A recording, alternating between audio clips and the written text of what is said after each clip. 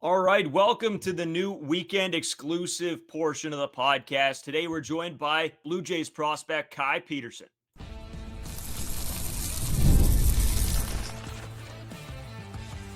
You are Locked On Blue Jays, your daily Toronto Blue Jays podcast. Part of the Locked On Podcast Network, your team every day. Welcome back to Locked On Blue Jays weekend edition. Kai, thanks a bunch for joining me and happy birthday. Yeah, thank you. Thank you for having me too. It's great day for the both of us. I'm turning 25, which is scary enough today, and you're turning what, 23 now, 22? Yeah, 23 now. 23. Holy smokes. Yeah, Yeah. we're getting up there. Yeah, I Um know. yeah, appreciate you joining us. We'll take some time. I'll ask you a bunch of things, and yeah, we'll just sort of get to know you, get to know how the season's been going, and a bunch of other stuff, and just sort of the processes in which prospects like you come up through the systems, and yeah, it'll be a good time. I Yeah, guess we'll just cool. start here. How's this sort of season treated you so far? Yeah, I think it's been pretty good so far. Had rough patch in there, but other than that, I think I've been pretty solid, just working every day, trying to get better. Even when things are going good, just keep trying to get better That's throughout the that's whole time. That's all it's about, really. At the end of the day, you got to keep pushing. Um, I guess I'm super interested. I'll start here. So you get promoted up to Double A. Um, Congrats on that. That's a huge accomplishment. But then, how does that whole process work? From being contacted, from being told, sort of what that whole day was like when you found out. Yeah, so Sunday after the game, we have a big team meeting and everything. They say it's us four guys going up to Double A. And so, yeah, go back to your apartment. We're lucky that we were at home. So we got to pack up everything that night. And then we flew out Monday, go through the border and everything. And then I don't, I want to say we got into Binghamton in like 1 o'clock in the morning, something like that. Oof. Yeah. That's it wild. was- So when you landed, I guess, or you know, uh, get when things happen and you start this week, like, can you notice a difference whether it's in the team, the facility, like every level you go up, or are you noticing those kind of changes? Yeah. It kind of gets nicer, I guess. Like, supposedly this place isn't the nicest, but I'd say it's nicer than half of the teams we played at, or half of the stadiums we played at in high A. So I don't have too much to complain about here, but yeah, you can tell everything's run a lot more professionally too. Gets looser, I guess, as you go up. Like Dunedin, it's very strict with times and everything. High is a little less strict, and then here, everything's kind of like you know what you're doing to go out and compete and win. So do you feel like it's sort of like treating you more like a professional the higher and higher you get, where there it's not as much development, it's now like honing everything that you've built this up to this point? Yeah, that's what I would say. Like just from talking with ABD, I had ABD as a pitching coach last year too. Now it's not so much for me. It's working on just pitch usage now. That's the plan here. It's no longer focusing on mechanics, focusing on whatever. It's just fine tuning, I guess, everything. Yeah, that's fair. You know what? We had I'm not sure if you know him at all, Irv Carter as well. Yeah. We had him on a while back, and a great guy. And he when he was sort of talking us through some of the, I guess, as a pitcher, the mental ups and downs that you can go through. When you do go through a rough spell, I guess from your perspective, everybody's got a different way of dealing with stuff like that. How do you go about stuff like that? Um, Honestly, like I'd say it's just how life is. I think I just take it pretty well. Like start of the season, I didn't think I was that good. It almost felt like I was getting away with murder somehow. Like I knew I wasn't good, but kept putting up quality outings. And so then my rough patch came for like 3 games when it felt like my stuff was the best, but I was getting the worst performance outcome. So ultimately, it's all going to even out no matter what. I think that's just something I believe in. Yeah, and I mean that's the mentality. I mean, we talk about it all the time, even when talking about the Blue Jays and guys like Chris Bassett and Kevin Gosman when they go through a bad spell. It's almost like when you get up to a certain point, you know when stuff's working and when stuff isn't. And probably during the game, you're like, hey, I could probably start, doing this and that might help me or whatever. It's the ability to bounce back, I guess, is so big for a pitcher. Yeah, I think it's especially big as a reliever, especially if you look at big league relievers. They, especially closers, they if they blow a game, it's like the world ends for them essentially. Everybody hates it, and so I think you just gotta be strong mentally for that. Yeah, I bet. I mean, we get texts all the time about Jeff Hoffman and sort of, when he blows a game, but then you look at the bigger sample size, and you're like, well, he's been really good. It's Yeah, just one bad game here, and yeah, the world's going to hell. So, yeah, that's part of it for sure. I did want to go back a while ago to your last season in Sierra and just take me through the process and getting drafted and just how that season sort of played out to the point of you getting drafted. yeah. So I guess I kind of had pro interest throughout junior college, and yeah, that I guess third year of JUCO, whatever you want, redshirt sophomore year. I got the opportunity to start, pitched well in the fall, ended up committing to Rice. Um, just ended up having a pretty good JUCO season that year. So I had a lot of teams, and then everybody's calling and everything, and Blue Jays just ended up picking me, a bit. So Well, and this is a team that's, had it's not you're not a first round pick, but this is yeah, a team that's found a lot of success in the later rounds where some guys may have been overlooked, stuff like that. And I mean, we see guys like David Schneider, Addison Barger. I mean, you can go down the list. This team's had a ton of success about finding guys, and I guess you have to feel like you're one of those guys. And now moving up to Double A, you're sort of getting a little bit of that positive reinforcement too. yeah, yeah, definitely. I think honestly, my draft class, we had a really good late round picks, which is I don't think it's too common, honestly.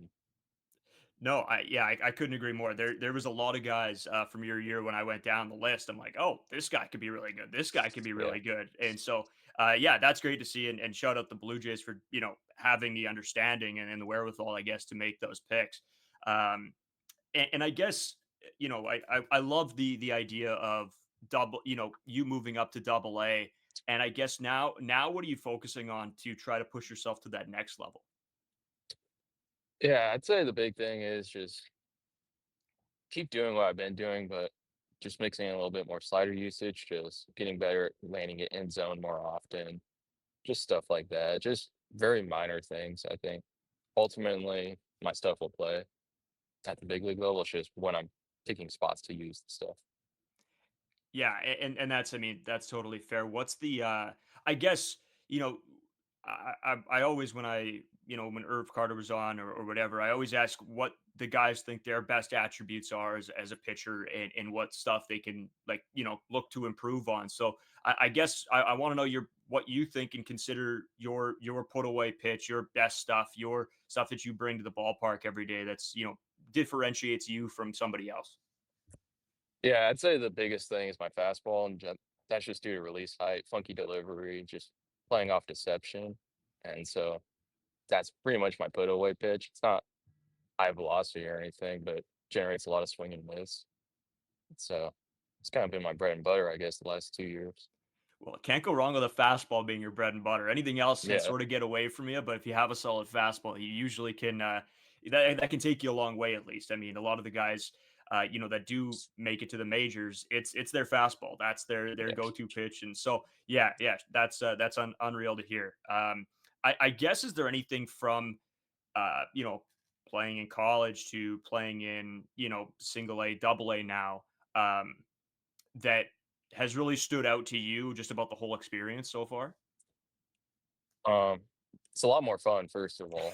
So just being able to wake up and play every day rather than worrying about school. That's the biggest thing. And just getting to learn from, I guess, higher level pitchers that were like first rounders, second, third rounders, like Jerron Watts Brown. I got to learn a lot from him before he left. And just these guys that have been, I guess, a little bit better than everybody their whole life and learning what makes them better along those lines. I guess there's a there's guys that come in and are those top round picks that, could either take it as, hey, I'm one of the best players, drafted, or there are guys, or they can go the other way and be humble about it. But from coming from a position where you are, did it have that feeling of, hey, I'm gonna come in here and work every day to prove that I'm one of those guys? Yeah, I'd say so. I think that's kind of just how my whole life's been. I think that's installed from my dad. He's a blue collar worker, and so kind of have that too, just in the back pocket. Today's episode brought to you by 5 Hour Energy Transfusions for the win. Time to fuel up and turn it up with 5 Hour Energy Transfusions. This grape, ginger, and lime flavored shot brings the iconic taste of a golf course favorite to a non alcoholic boost. Perfect for sinking birdies or making great memories with friends. It's a hole in one for your energy game. Whether you're out on the course or you just need a little extra push to power through the day, 5 Hour Energy Transfusion delivers the clubhouse flavor you love without ever leaving the green. I always talk about how much that I love the 5 Hour Energy, especially when we're on the course. We golf all summer long, and it's the perfect mix, especially on those days. You leave work, you go to the golf course, you need a little pick me up. 5 Hour Energy is perfect for that. Golf is all about good times with good people and good flavors. The grape ginger lime flavor of 5 Hour Energy Transfusion gives you the best parts of your clubhouse go to without leaving the course or chasing down the bev cart. Now you can amp up the fun even more. Just buy, snap, and enter for a chance to win a dream golf trip for two to any golf tournament in the USA. Tee up that trip. Visit 5hewin.com for full rules and entry. No purchase necessary. Excludes the Masters tournament. Ends October 31st, 2025. That's something big that I take away always. Like when you're talking to guys and whatever else, you can sort of tell immediately like what the guy thinks of themselves and did they think they were slighted or deserve more? But you know what, a couple of the Blue Jays guys that I've had a chance to talk to and yourself, it seems like very down to earth, and that's something I think this fan base in particular really like grabs onto guys with. Like I think of David Schneider immediately when he came up, he just seemed like an everyday guy, and Yeah, that was in there to put in the work and do the work. And so hearing that from you is absolutely massive. yeah. I think that's honestly most professional baseball players at the end of the day. I think it's a very small percentage that are very flashy and out there and stuff like that. At the end of the day, everybody's just a normal guy. Yeah, just a kid in the local ballpark throwing it with their friends, and then you find out one day you're just really good at this apparently. Yeah, pretty much. So Carter's not able to join us today. He's working right now. My shifts are all over the place, but he said he gave me a couple things as well that he specifically wanted to ask, and it's more just on sort of the ins and outs of baseball, not necessarily just your game, but the things that sort of surround all of that. So I guess first of all, I'll start with this one. What was the thing that got you into ball? Was it just you and your buddies, out there chucking it around, or was there something specific? Yeah, it's pretty much I just grew up playing it. Loved it from a young age. Want to say around I played soccer too growing up, and then it was around seventh grade, sixth grade. I was just went all in baseball. Yeah. Yeah, I guess there was a point that like a lot of athletes, play other things and then have to make that decision. I mean, again, me not being as good at baseball, I still had to make that call at some point and, I stopped playing hockey. Was that hard to give up everything else that you've played to have to focus on the game? not really. I'd say I got pretty tired of like soccer, just running around so much. So Yeah. uh, baseball is just one of those things that just stuck with me. Yeah, yeah, and that's what we hear a lot from guys too. There's just something about baseball that just gets you. Carter also wanted to know that the Tommy John surgery, the recovery process that you had to go through. Uh, was that the first like major injury you had to go through? And I guess sort of just how that whole process went. Yeah, that was the first major one. I got lucky. It was during COVID, so nobody was really playing baseball, and so I got pretty lucky with the timing of it. But yeah, it was a grind for sure. Just a lot of little things, just attention to Yeah. the small details and all that.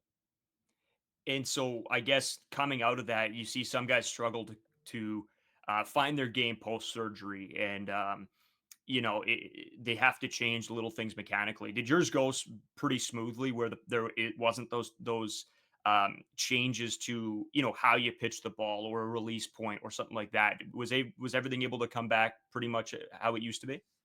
Yeah, pretty much. I came back better, honestly. I was like 87, 89 before TJ, and then ended up whatever I am now, 92, 95. So, Wow. yeah. That's wild. And you've heard some guys do that, and it sort of just unlocks a little bit more. I don't know what it is with the surgery. I'm not a doctor or anything, but yeah, I've heard that a couple times from guys as well. Um, I guess with this whole experience, you meeting some of the players, like who are like your buddies on the team that like you go to if you're having a rough day or a good day that you like to hang out with outside of the game because a lot of these guys, you're up and down, you're in and out. If it's single A to double A to double A to triple A, do you still keep some of those connections? And I guess who is that guy for you? Yeah, I'd say my closest buddies are Connor Haller and Carson Pierce, Helena Sauer. But all three of those guys are back in Florida right now, unfortunately hurt. So it's kind of hard. But yeah, you kind of just find guys that you're alike, who share the same values as you. Yeah, yeah. And I guess is there anything specific that you look for when you do go into like double A? Are there guys that you just like find yourself attaching to right away and be like, oh, this guy's gonna be my buddy? Like, where this guy's cool. Like, is there it's a certain attribute in guys you look for? Kind of, it's kind of just if we click or not, I'd Vibes. say. Like, yeah, Yeah, I'm gotcha. pretty lucky, I guess. Like up here, I played with probably half of the team last year in Hyatt. So it's nice not having to meet a whole group of new guys that I've never seen before. So No, it's no definitely kidding. nicer. What's uh what's some stuff you like to do outside of baseball? A lot of guys have golf or whatever it may be. What are some like I don't out of ball activities, I guess, that you like to do? I'd say the big thing is just playing video games. Just Nice. whatever What are you rocking is. right now? Been playing a lot of MLB The Show and PGA 2K25 right now, but kind of goes in and out of waves, whatever game I'm Yeah. feeling in that moment. Are you any good at MLB? I'm terrible. Yeah, I'm pretty good. I'm not gonna lie. That's me and Carter talk about this all the time. We ran me like we got those custom leagues going with our buddies. Yeah, And we have some guys that like don't work during the summer, so they just sit there and grind MLB the show. And we hop on. I think I'm going to be good, and I just get absolutely kicked. I play as like yeah, the Twins or something, and what a mistake that was. yeah. That's a brutal team to kind of pick in the game. Well, and then they trade away everybody, and I I'm know. stuck with I don't guys I haven't even heard of before. Yeah, So yeah. no, that's great. And do you guys like play with like your buddies back in single A's that still like do you guys all sort of like group up and party chats and stuff and play? Kind of sometimes, not as much. It's kind of hard because we're on two different schedules. Yeah. So like the Florida rehab schedule, it's like they're in there from I want to say 8:30 till noon, Ooh. and so I'm going to the field around 2, and so they're obviously not going to stay up late, and so it's kind of hard schedule wise. Today's episode brought to you by Monarch Money. Most people can't name all their financial accounts or even what they're worth, whether it's 401ks, properties, or investments.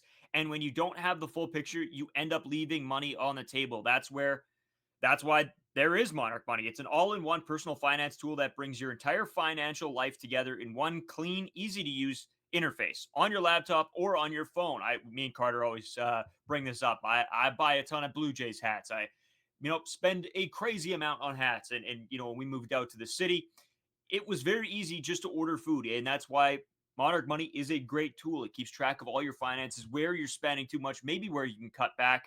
So make sure you guys check out Monarch Money. Don't let financial opportunities slip through the cracks. Use code LOCKEDONMLB at monarchmoney.com in your browser for half off your first year. That's 50% off your first year at monarchmoney.com. 50% off is crazy. Take advantage of that right now. Again, monarchmoney.com with code LOCKEDONMLB. Yeah, no kidding.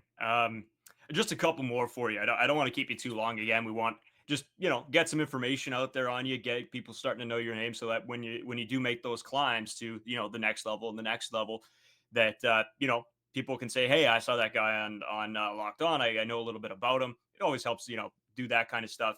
But Mhm. the one big thing I wanted to know I was a pitcher back in the day. Carter was a pitcher back in the day. When we talked to Irv, we asked him this as well. Just the mindset when you go onto the mound, it seems to be very different for a lot of guys. A lot of guys are just very chill. They go up there, they do their job, they hop off. Or there's other guys that go up there, like Max Scherzer, who looks like he wants to murder everybody on the team because he's just that into it. I guess sort of where do you land on like that spectrum of emotion when you're on the mound? Um, I've experimented with that a lot, I guess, throughout my career. The one I've kind of settled on is just being as calm as possible out there and just having fun and being relaxed. That's the one that suits me more. I've tried being angry or like pissed off, and for what that just doesn't work for me. I tense up too much and everything, and put too much weight on every pitch. It's kind of just going out there, having fun, just trying to execute every pitch that I Nice. possibly can. Yeah, that makes sense. A lot of guys say that it's almost like they get too amped up and Yeah, can't they lose their fastball or they're trying to overthrow or stuff like yeah, that. So I think that is the way to go, especially in this sort of new generation of baseball where the old guys they want to go out there and in their mind they're hating everybody on the other team just because that's what they needed to do. It's sort of been a shift lately, eh? yeah. I'd say so. I think the biggest thing is like me and Pat Gallagher. We'll talk about it. It's just a game.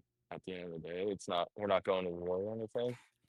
It's supposed to be fun, and so if you keep it fun, you're gonna obviously love playing it more, and then you're gonna just keep performing well just because you love it.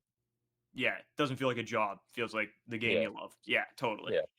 Are you? Do you have any like superstitions, pre-game routines, anything like that that is a little interesting? Because yeah, some guys are crazy with it. Some guys have absolutely nothing, and they're like, it's just another day. Yeah, no, nothing really for me. Yeah, yeah, no, that's totally fair. I think Irv said the same thing. I think he said he didn't have anything too insane either. Um, but anything else that you want to sort of let the people know what to watch for, parts of your game that like, hey, if I'm tuning into a game or I see a highlight of you or something like that, what's something that like with you pitching, I could be like, oh, that's a cool little tidbit on him that they could tell their buddies or whatever. Hey, I saw this guy later on down the line. I don't know. I think the biggest thing is just I have a funky delivery, so I think that's kind of the thing that sets me apart. That, but yeah, I don't really do anything too crazy out there.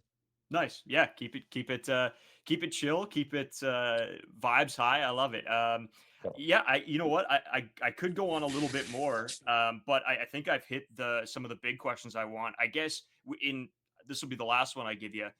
Just on the travel and the amount that you're going from places to places, playing all these different teams. Is there like one place that you say was like awesome, or just the experience was really cool being at somewhere? um, I'd say because I haven't really been anywhere up here. I've heard there are some really cool clubs to play at up here. Um, I guess back in high, the coolest place to play was obviously Vancouver. That was a really cool spot, and then Spokane was cool too. It had a really good fan base there too.